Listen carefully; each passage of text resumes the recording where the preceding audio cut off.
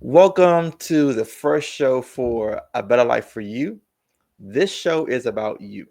This show is about making your life better, making your community better. We have so much information out here via internet and social platforms and different things that we can do, but we don't really have a way to kind of bring it all together and put it in actionable forms for us.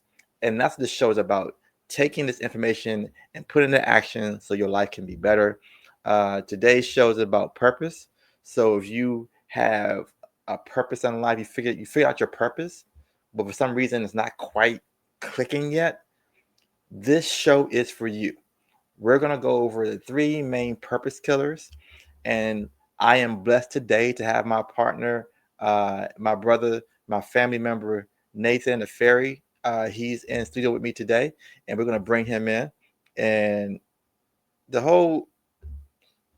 there he is, Nathan the Ferry. Nathan, come in and discuss kind of how we met and how we're now on the same purpose together. Yes. Because I think it's important for the audience to hear that. Absolutely. And Yaba, thank you so much for putting this together. Thank you for inviting me. Thank you for allowing me to be a part of this Better Life for You. It's, to me, when you told me the concept, absolutely needed, absolutely amazing concept. So I'm excited about it.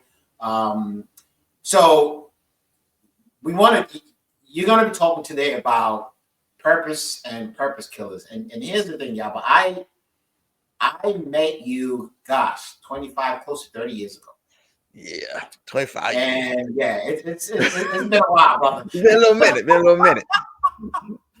And when we first met, we were part of another organization. And, when I met you, you had written the Just Like Me book series. Okay. Mm-hmm. And they were coloring books for children with so much information. And I have to be honest with you, Yaba, back then I was completely blown away because 95% of the information that you had in those books, I had no clue about. No clue about. And here's the really crazy part about it, Yaba. I grew up in Ghana, West Africa. Wow. Yeah. Okay. So you would think that, the African history that you shared in those books, I would, know that information. Zero clue about it. Okay. Wow. So I was in complete awe of you, brother. But, 25, 26 years old, the ego still. Right. I was going to give you your props back then. But I really was in awe of you, bro, because, and here's the other thing, you were self-published. Yeah. Self-published. So you're going to talk about before there was a publishing industry, before there was self-publishing. That was before anybody was doing self-publishing. So like and I think you share a little bit of what you had to do to get those books printed, etc. But the question I have for you, Yaba, is how did you find your purpose? Like, how does a young brother like yourself decide that the books that you wrote were necessary and you needed to get that out to other people? That's a really good question, Nate. And I think people find their purpose in different ways, right? So for me, this was a purpose born out of pain. And sometimes people get purpose out of a mission. Some people get purpose out of inspiration. Mine's happened to come out of pain. And unfortunately, during the time period I grew up, I had a lot of my friends murdered before I was 21 years old. I had about 9 people that I went to school with, so in my neighborhoods, killed in different ways. Some people were shot, some people were stabbed to death. It was just a really crazy time for me. And I was literally praying to God to help me understand, help this make sense. Well, what he did instead was not make it make sense, but gave me a mission. And I knew it was from him because the time he gave it to me, I was like 21. And I was asking God, what should I do? And he was like, children's books. And I was like, is that God? Because I'm 21, no kids. Why am I writing What do I children's know books? about children's books, right? Right. Why am I Right, writing children's books? right, And sometimes that's the way the purpose comes. It comes very confusing. It comes like, I don't, doesn't make sense. But what really made it click for me is once I did follow it, I started doing the research on Black history. I realized through this research that psychologists have been saying for years that Black kids need to see themselves. We've heard that before. But more importantly, know their history, mm, because that's the one thing that grounds a culture, grounds a right, race, is knowing what you did in the past. And right, right, so now I started to understand, okay, this is why God told me to do this, because if kids learn at 5, 6, 7, 8 that they come from all these great scientists and inventors and mathematicians, the desire to then be a thug on a block becomes lesser, right? Because I'm destined to do more because of my heritage. right, So that's where the purpose came from. It's like, I need to write these books so I can have a change in these kids. And when I tell you God is never wrong, when I finished writing these books and took them into these areas in Southeast DC, and sometimes in Chicago, and sometimes we went up to New York, and we read these books to these kids, the change was amazing. wow, They wow, literally went from being extremely negative about their, because we went to bad neighborhoods, obviously, and they were negative about their neighborhood, negative about themselves, negative about their future.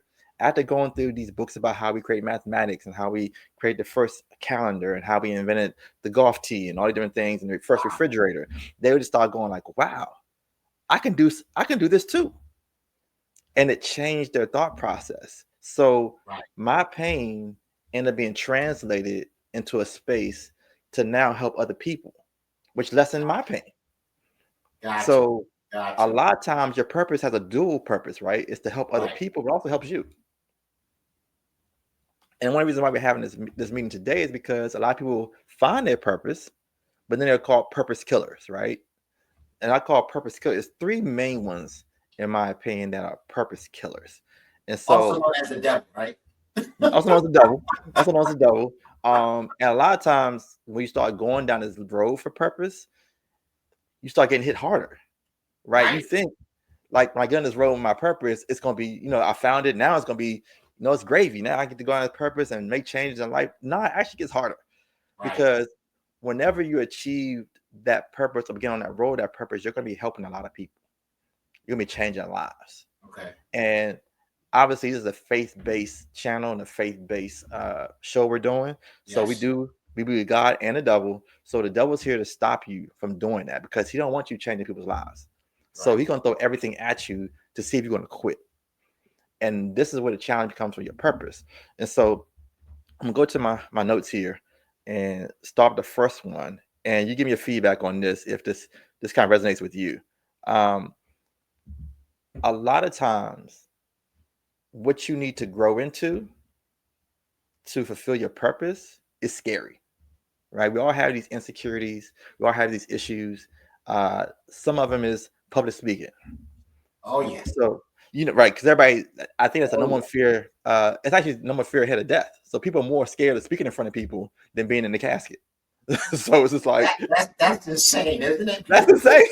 Literally, they're more afraid of speaking in public than dying. And so it's just like, Right, okay, that is right, interesting. So, but guess what?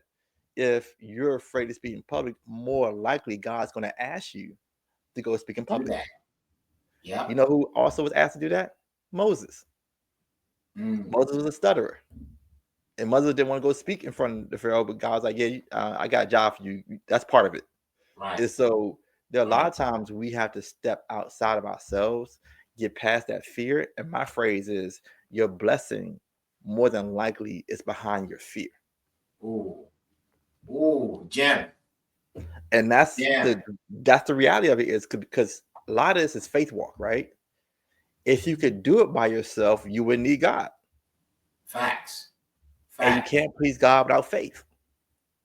Faith means walking in spaces that you don't know about, that you're scared of, and you're trusting Him completely. Right. So that's the first big purpose killer. What are your thoughts on that? Mm.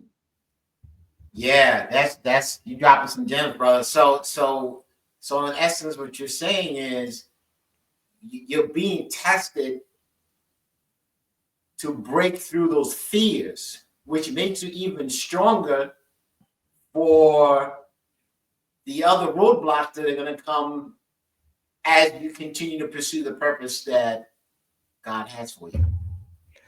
And to add even to that, the skill set you acquire is going to be needed for the next step. Right, right, right, right, So right, right. take public speaking as an example. So now you conquer public speaking. Now you got to go in front of a group to do public speaking to get the funding that you need to fulfill your purpose. Mm, If you had not conquered that fear, you wouldn't go in front of that group to speak and you wouldn't get the funding. right. So that's how a lot of times that works. Very interesting. Listening to you say that kind of reminds me when I was in corporate America and I used to manage a team, and it was in a call center. Right. Okay, and so nobody grows up saying when I grow up I want to be Right. a I want phone to call rep, people on the right? phone. I I want to want to cold be a call phone people. rep. So a lot of times people don't feel really good about the job, right? Right. And you're always looking to go on to the next thing, right? How quickly can I? Because there was a requirement to be in the call center for at least 18 to 24 months before you can apply for another job, Right. right? And so you would have people start to slack off, after training, and they get in and they're just like, man, every day I gotta do this. And I used to tell them all the time, trust me when I tell you, this is where you want to be, because you're going to learn so much in this position. And you've been put here now to prepare you for what it is or where it is in the company that you're really supposed to go. Yep. And quite often, when I tell you, YB, when different areas are looking to fill positions, they always came to the call center because they knew that the people in the call center had so much knowledge. Right. Right. And so I would remind them that, listen, come in here and be the best at this, because everything you're learning now is just preparing you for purpose. Nate, that is a big gem. That is a huge diamond right there. And I'm going to tell you why I'm in complete agreement with you. So many times people are trying to get out of where they are to fulfill their purpose. Yes. Not realizing it's the skill sets, the knowledge that you need is Right. right in the space you're in. Right. Right. That's part of the journey. That's part of the journey. Yeah. Because part of my journey was going back into retail management. I didn't want to do that. But I didn't realize I had lost my confidence in running teams. I lost my confidence in some of the vision for the company. And so by going back into corporate America and succeeding at a high level, right, I gained my confidence back. Right, right, right. But if I treated it like, oh, I'm back here again, I hate this job, I don't want to be here. And literally, I did hate the job. I'm being honest with you, I hated the job. But how I feel about something has no relation to how I show up for it. Right. Because a lot of times people, well, if I don't feel a certain way, I can't. No, yes, you can. Because it's a mental thing. And that's part of what God's trying to tell you too. Sometimes you're not going to always be in spaces where you enjoy. Right. But you still got to show up like you God's child. You got to be show up and be an example, be a light. What you're doing. Right, right, right. So excellent point, brother. Excellent point. So we'll go to our second point. It is holding on to grudges and hurts. Now, this might seem like this is not related to your purpose, but I can tell you it is. Because that hurt and grudges are negative energy, right? Hurt and grudges aren't a part of God because he says forgive, right? Yes. So if you're holding on to something, a lot of times that can be a roadblock for you, not the person you're mad at. And you never know what bridge God's going to tell you to cross again. He might tell you to lend money to that person that you're mad at. Right. And you're like, nah, I ain't doing that. Right. I'm done with them. But you don't know, when you do that to that person, they go, oh, shoot. You know what? I know this person who might be able to help you with your company. Let me connect you. You blocking your blessings. You blocking your blessings because you want to hold on to something that you mad about. Right. No, don't get me wrong. Be mad initially when it happens. Be upset. I ain't saying you gotta stay friends with the person, but I'm telling you, if you hold on to that grudge or that hurt to the point where you don't do what God tells you to do in that moment, it's going to hurt you, not them. Yeah. And yeah, but what purpose does that serve anyway? Because when you're holding a grudge, really, that's negativity in you, Yes, right? So I tell people then anger, grudges, those are all the things that actually create diseases in people's bodies. I agree. You have to let those things go. Okay? Because at the end of the day, you still gotta focus on the purpose. Okay. Still got And focus. and whatever happened to result in you, being at each other or having this grudge or whatever it is, you don't know what that person was going through. Right. Right. So you don't know what was happening. So very good point, man. It doesn't make sense. It serves no purpose. It doesn't move you ahead No. in your purpose. It actually keeps you stuck. Right. Because in order Right. to be angry, you got to keep remembering the details of the hurt. Right. You got to keep reliving it. Yep. The Yep. energy you're taking to Yep. relive it over and over again and be mad. That Right. person, a lot of time that person gone on, ain't thinking about you. And every time that person ain't come, you mad. Oh, I can't. It is a waste of your time and your energy, as you said, Nate. Very true. Just move on. Very true. Very The true. last thing we're going to talk about is, and this is going to be a little controversial because I know some church folks in here are going to be a little mad when I say this. You have to get away from rituals with God and build a relationship with God. Come on, brother. Talk about it. It's got to be, and I got to be real with y'all. This is really important. Now, this is a person who has 3 pastors in his family. I grew up in church all my life. Sunday school, Sunday service, Thursday night youth service, sometimes Fridays, sometimes Saturdays. So I was at church sometimes 4 to 5 days a week. Right. So I lived this. And don't get me wrong. I'm not saying don't go to church. I'm not saying don't pray at 5 in the morning. What I'm saying to you, though, you need to build a relationship with God where He's able to direct you and talk to you and change your plans sometimes. Because sometimes we treat God like He a genie. We rub in that bottle, we call prayer. We say things like, God, I need you to make this happen for me. Please make it happen. And we start begging, please, please. And it's like, that's not, I don't see begging in the Bible nowhere. Right. What's happening is sometimes, actually, I'm talking about me for a second. Okay. So God would give me something, and I think I got it. And then I run for 6 months to a year. Don't be praying about it no more. I got this thing. And then when I get stuck, I turn around. God, why you leave me? Why you leave me here? And it's I like, thought this is what you wanted me to do. right. Exactly. Right? It's like, Yeah. and you mad. You like, Yeah. man, I'm doing all this stuff. God told me to do this. And I left my job. And God, what you haven't built is a relationship where God can direct you consistently in your life. So if you're not hearing from God, if you're not asking God for direction and then actually doing the thing they're telling you to do, because sometimes we want certain kinds of directions, right? Right. I Right. want, Right. Right. I want a direction. God said, go do public speaking. Nah, that can't be God because I don't like that. No. That must be the devil. You know what I'm saying? It's like, so we got to be honest that Man. God, when God tells you to do something that's uncomfortable, when He tells you to do something that you don't want to do, that you forgive somebody, all those things we just talked about earlier, Yeah. that is a relationship with God because you're allowing Him to guide you. Now, what I'm going to use as a sports reference, a lot of times people like sports references, but I think it's a good example. And I try to explain it for people who are non-sports people the best way I can. The NFL playoffs are coming up, right, this weekend. Right.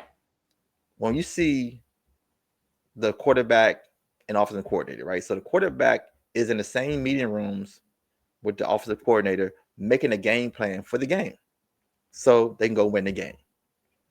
The quarterback knows every single thing the coordinator does. But Right. guess what? When he gets in the game, who's calling the plays? It's not the quarterback. Right. It's the Right. offensive coordinator or the Right. play caller. Why is that? because there are large men chasing at this quarterback and knocking him to the ground. You think after getting knocked to the ground a couple times, your mind might be a little scrambled. Yeah. You might be like, ugh, he can't think of the right play, the next play, because the Right. play got to be done in 30 seconds. Or this 30-second shot clock, or the clock, whatever the clock is for the Yeah. Yeah. play clock. Yeah. So that's how life is a lot of times. God is your coordinator sitting in the play because you're taking the hits. So when you take a hit that really hurts, sometimes you can't think clearly the very next day. Hmm. So you need God to say, hey, go here. I don't understand why I'm going here. But you You just gotta do it. believe. You go, oh, okay, this is why I'm here. Yeah. Versus what most of us do is like, oh man, I'm just gonna focus on what I said I was gonna do this. Yeah. I'm Yeah. doing Yeah. this. Yeah. Yeah. And you have Yeah. to be able to adjust. What do you think about that, Nate? That makes so much sense, man, because, you know, again, I think all of that is to continue to build your faith. Yes. Okay. And when things start going awry, that's him telling you that I didn't tell you to do that. Right. And also, you haven't checked in with me for a while. Things are going great, but you haven't come back to say, hey, things are going great. Thank you so much. What's next? Right? Right. But now you think, oh, I'm the Don. I know what I'm doing. Right. I got this. And then So go wrong, you're like, oh Lord Jesus, help me, yeah, please, yeah. As soon as please. something goes wrong, then come on. I thought you told me this is what you want me to do. Right. But that makes so much sense, Yaba, because you have to continue to check in and you have to believe. If you believe in the purpose and what the ultimate purpose is and the ultimate goals are, you have to continue to check in. Okay. And when you're redirected, have enough faith to follow. Okay. This show is a perfect example of that. Tell me So for about the it, people brother. watching, Nathan and I are not show hosts. This is not something that was in the No, plan. It was not no. something that we had discussed. But I kept getting this strong unction that God has given me so much in the Department of Wisdom and getting through things and that kind of stuff, which is all God's wisdom. He wanted me to share that with you and help somebody else. Right. So even though I'm not a person who really likes being on camera per se, Neither of us are like media people. We no training. We don't no, like no being training, on nothing of that camera. stuff. Okay, Didn't we don't dream of like doing a being on podcast, camera. none of that. But we But here, what's interesting, Yaba, is the day we talked about doing this is I it was almost like I had a dream that night. And the day that morning when we talked, you had the same idea of like, yeah, I've been thinking about that too, right? right, It was like, oh, we got to do this. And, you know, if we're being honest, YB, we procrastinated on this for a minute. for a minute. You know what I mean? So, But we and that's realized why we that, speak to this. yeah, exactly. Hence why we're doing this today. So, man, this is great. And I hope that this really helps a lot of people. I hope you're getting the message and you know, you're feeling um, the energy and the honesty that's coming through on this topic because it does mean a lot to us and we have a purpose like such a huge purpose YB and brother man it's an honor and Bro, same I'm here, just bro. excited about this partnership, bro. And I want everybody who's listening, if you're going through this any of these things, comment below. Because Yes. the more we build a community where it's not odd to follow your purpose, it's not odd to be in a place when you're in your purpose, you're a little confused or Mm-hmm. you're not quite sure which direction you should go in. That's Right. all part of the journey. Yes So let's sir. make sure that we are doing those things where we support each other, tell our stories, and not be ashamed of not quite hitting the mark all the time. For sure. And that For is sure. something I think that we're going to continue to do on this particular broadcast that we're going to be doing. And we're going to have several other shows we're going to do. We're going to cover Yeah. everything in life. We're going to cover finance. We're going to cover childcare. We're going to cover ways to make your life better and your family. Now, we want to just cover everything possible that we've learned and Yeah. from other people that we've learned from other people, obviously, and share with you. And so I think Absolutely. that's Absolutely. today's program. Got anything you want to add, Nate? No, no. Like I said, man, this has been fantastic. I mean, I've learned even on just talking through this. And we've talked about, because you and I, we have these conversations all the time, man. Yes. We're on the phone sometimes 1 a.m., 2 a.m. Yep. We call each other about something that we need to do, and it's supposed to be a 5 minute call. The next thing you know, we've talked about an hour, and we're like, Right. okay, we need to start sharing these conversations because we feel like a lot of people can get a lot out of it. So I'm excited, brother. I'm I excited. am too, brother. So Yeah. this is the first of many, Yes. and we'll be back with I think the next one we're going to do. Um, I think it's finance. I think we'll do something on finance. Yeah. And I think we're going to do some other things on things to make your children better. Me and Nathan both have children that we've done something different than other parents have done, and it's been really great results.